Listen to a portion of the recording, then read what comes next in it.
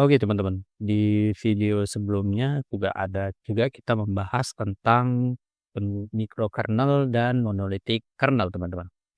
Jadi kernel Linux ini salah satu kernel yang menggunakan konsep paradigma dari monolithic kernel teman-teman. Jadi di video kali ini teman-teman kita akan membahas tentang jenis-jenis kernel Linux teman-teman yang ada yang sampai di maintain sampai sekarang ini. Jadi sebenarnya kernel Linux itu banyak modelnya teman-teman. Nah, banyak variasinya atau flavor atau rasa lah gitu. Nah, di sini kita akan bahas bareng-bareng teman-teman kelebihan dan kekurangan masing-masing dari tiap kernel teman-teman. Sebelumnya kita bahas dulu jenis-jenis kernel Linux. Kita perlu tahu teman-teman bahwasanya kernel Linux ini adalah inti dari sistem operasi yang mengatur dari sebuah hardware dan juga software agar bisa bekerja sama atau sinkron teman-teman. Jadi kernel Linux ini sendirinya ini punya banyak varian teman-teman. Nah gitu, untuk dibuat sesuai dari kebutuhan atau spesifikasinya masing-masing. Jadi kita banyak teman-teman, ada sebenarnya yang terkenal itu ada 3 teman-teman. Yang pertama kita bisa katakan yaitu stable kernel di sini teman-teman.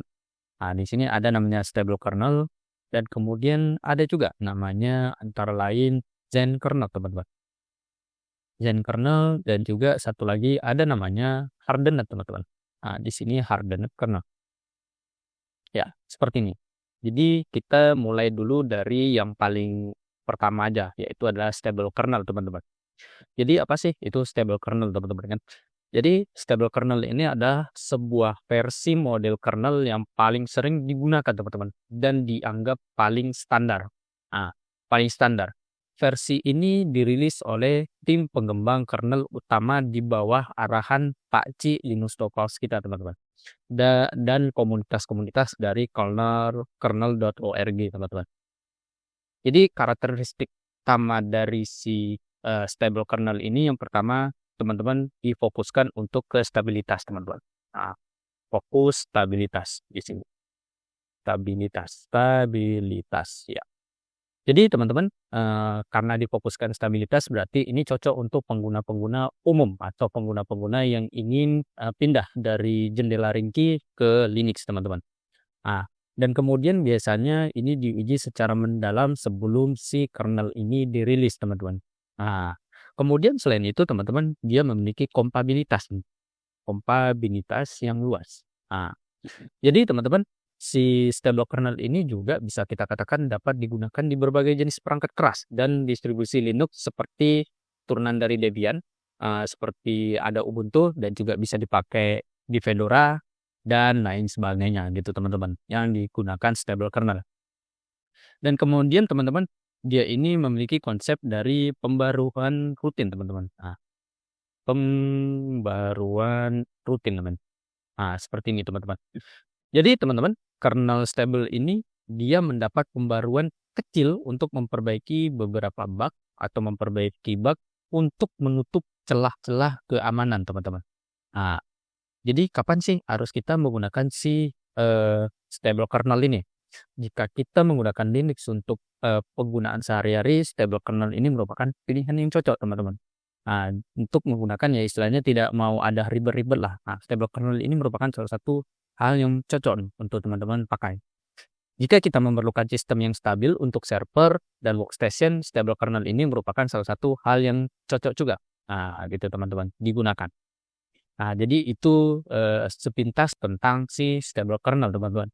Bagaimana dengan Zen kernel? Nah, Zen kernel ini adalah sebuah model kernel yang dioptimalkan teman-teman. Nah, dioptimalkan dari Linux untuk dalam artian performa diambil yang performa yang tinggi teman-teman. Dan pengalaman user yang lebih bisa kita katakan responsif teman-teman. Karena ini seringkali digunakan oleh content creator atau siapa saja yang membutuhkan sistem yang super cepat teman-teman. Seperti itu.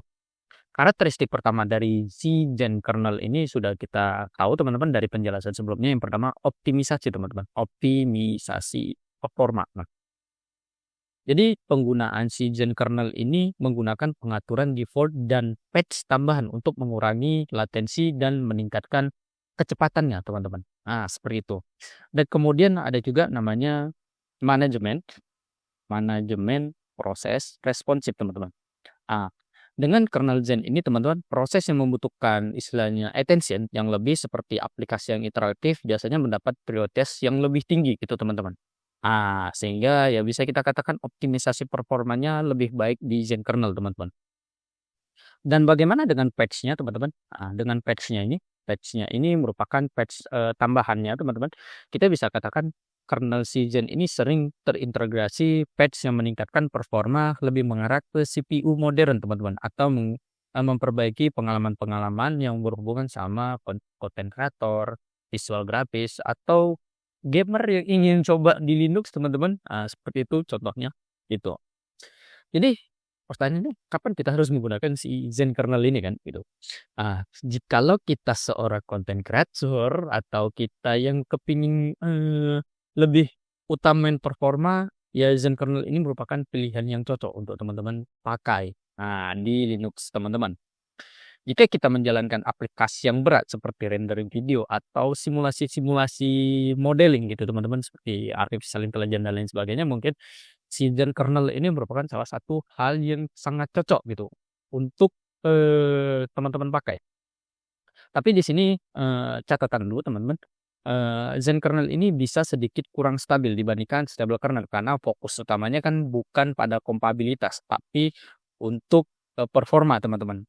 Gitu. Jadi dia bukan kompabilitas atau kestabilan universal, teman. Jadi salah satunya saya merupakan pengguna dari konsep Zen kernel ini, teman-teman. Jadi itu sedikit tentang si Zen kernel. Bagaimana sih dengan si hardened kernel ini kan, teman-teman? Jadi apa sih itu hardened kernel? Jadi hardened kernel ini, teman-teman, adalah sebuah model kernel yang dirancang dengan fokus utamanya itu berbeda dari si Zen yang performa dan juga stable kernel yang diutamakan stabilitas, tapi hardened ini lebih mengarah ke keamanan, teman-teman. Karena kernel ini sering digunakan di lingkungan yang sangat-sangat bisa kita katakan sangat sensitif banget, seperti server kritis, jaringan dengan keamanan yang sangat tinggi, atau perangkat-perangkat yang berbasis Internet of Things atau IoT, teman-teman. Jadi karakteristik dari hardened ini yang diutamakan kita bisa paham, teman-teman, karena kita udah jelasin tadi. Yang pertama security, teman-teman. Security atau keamanan. Karena di hardened kernel ini dia menambahkan patch keamanan tambahan seperti GR Security atau PAX namanya. PAX tulisannya seperti ini, teman-teman. PAX namanya. PAX. Untuk mencegah terjadinya eksploitasi dalam suatu sistem kita atau sistem kernelnya juga, teman-teman. Dan kemudian hardened kernel ini memiliki akses kontrol yang sangat kuat, teman-teman, atau ketat. Sangat ketat. Ya, seperti ini. Jadi, teman-teman, si hardened kernel ini memiliki kontrol yang lebih granular gitu, teman-teman, atas akses file dan juga proses, teman-teman. Dan juga dia tahan, teman-teman, tahan terhadap eksploitasi. Tahan terhadap exploit namanya, teman-teman. Menggunakan teknik seperti address space layout randomization, teman-teman, atau ASLR. Itu setahu saya untuk melindungi konsep dari sistem memorinya, teman-teman. Jadi nanti kita akan bahas juga mungkin di next video tentang apa sih itu address space layout randomization, teman-teman, pada konsep kernel. Ini nanti kita akan bahas bareng-bareng juga, teman-teman, tentang menggunakan teknik address space layout randomization ini. Jadi itu, teman-teman, dari sepintas dari hardened kernel ini yang lebih mengutamakan ke konsep security atau keamanan. Jadi jikalau kita mengelola server yang menangani data-data sangat sensitif banget, hardened kernel ini merupakan solusi yang baik, teman-teman, untuk teman-teman gunakan di server. Dan juga jika kamu bekerja di bidang cyber security atau pengembangan sistem-sistem berbasis IoT atau Internet of Things, ini merupakan hardened kernel ini merupakan salah satu contoh yang sangat bagus juga. Tapi dengan catatan ya, teman-teman, hardened kernel ini mungkin membutuhkan sedikit penyesuaian tambahan untuk mendukung sebuah aplikasi-aplikasi tertentu. Karena beberapa fitur keamanan bisa membatasi fungsi-fungsi umum, teman-teman, seperti itu yang ada pada aplikasi tersebut. Jadi kita udah bisa mengetahui bahwasanya setiap dari mereka ini memiliki fokus dan tujuannya masing-masing gitu, teman-teman, kan. Terutama pada misalnya fitur dari fokusnya gitu. Kalau dari stable kernel ini kan dia stabilitas dan kompabilitas. Sedangkan si Zen kernel ini dia memilih mengarah ke performa tinggi dan latensi yang rendah. Sedangkan si Hardened kan dia membutuhkan keamanan yang tingkat tinggi. Dan untuk pengguna utamanya teman-teman dari stable kernel ini difokuskan untuk pengguna umum atau server-server yang baru mulai atau kita baru memulai dalam sistem membuat server gitu teman-teman. Dan Zer kernel ini ya kepada orang-orang seperti konten kreator teman-teman atau gamer yang ingin coba main game di Linux atau juga seperti orang-orang yang kepingin performa lebih wus-wus lagi teman-teman di Linux. Merupakan salah satu Zen kernel utamanya gitu. Kalau hardened kernel ini merupakan lebih diutamakan untuk orang-orang yang bekerja di server yang kritis banget gitu dan perangkat-perangkat IoT teman-teman. Kemudian, optimisasi dari si stable kernel ini untuk perihal CPU-nya ya standar-standar aja teman-teman. Gitu.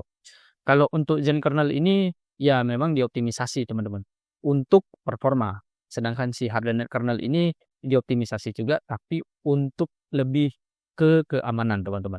Nah, kompabilitas bagaimana? Stable kernel merupakan salah satu pemilik, juara satu di sini yang memiliki kompabilitas yang sangat luas banget teman-teman. Kalau Zern kernel ini ya bisa kita katakan bisa-bisa aja, tapi bisa aja menjadi terbatas teman-teman untuk beberapa device tertentu gitu. Habis itu si hardened kernel ini bisa lebih terbatas lagi teman-teman. Karena ya lebih mengarah ke konsep server-server kritis atau perangkat-perangkat IoT biasanya teman-teman, dari si hardened kernel ini. Jadi, eee, bagaimana sih cara kita memilih kernel yang tepat nanti kan? Jadi pilihan stable kernel ini jika kita butuh sistem yang andal untuk pekerjaan harian atau server ya stable kernel bisalah gitu. Kalau misalnya fokus pada performa tinggi Zen kernel cocok gitu kan. Kalau misalnya hardened untuk server sensitif dan juga ya dengan ancaman-ancaman yang takut merusak dari server, hardened merupakan salah satu pilihan yang baik teman-teman. Kita juga bisa teman-teman nanti mencoba jenis-jenis kernel untuk melihat mana yang paling cocok gitu. Teman-teman bisa coba juga antara stable kernel, Zen kernel, dan hardened kernel. Karena ini tersedia secara gratis teman-teman di kernel.org teman-teman. Nah, jadi kernel untuk penggantian-penggantian ini saya sarankan sih teman-teman untuk menggunakan istilahnya distro-distro yang lebih mudah dikonfigurasi seperti misalnya Fedora atau, UseArch BTW teman-teman. Seperti itu. Atau misalnya teman-teman lebih, jago, bisa aja menggunakan LLVS untuk mengubah, kernel teman-teman sendiri gitu. Jadi teman-teman dengan memahami konsep jenis-jenis kernel Linux ini seperti ada stable namanya Zen dan hardened akan membantu juga nanti kita dalam memilih yang sesuai dengan kebutuhan kita gitu. Jika kita ingin belajar lebih lanjut memang kita bisa saya bisa sarankan nanti kepada teman-teman untuk eksperimen dengan kernel-kernel ini mungkin di KVM mungkin atau di mesin-mesin virtual gitu dulu. Habis itu pelajari aja dulu dokumentasi-dokumentasi resmi di kernel.org atau distro-distro favorit kalian lah. Seperti misalnya mungkin ada pengguna Ubuntu, Mint, atau Arch Linux BTW-BTW-an, atau kalian pengguna seperti saya juga, LFS. Boleh juga teman-teman. Seperti itu. Jadi, kalau misalnya ada kritik dan saran teman-teman perihal dari kernel Linux ini dan juga jenis-jenis dari kernel Linux yang kita bahas bareng ini, bisa aja hantam aja kolom komentar teman-teman. Atau bisa buat isu juga perihal dari kernel Linux ini. Atau juga bisa tanya perihal di luar dari topik ini boleh juga teman. So, thank you teman-teman untuk hari ini. Thank you teman-teman. Thank you.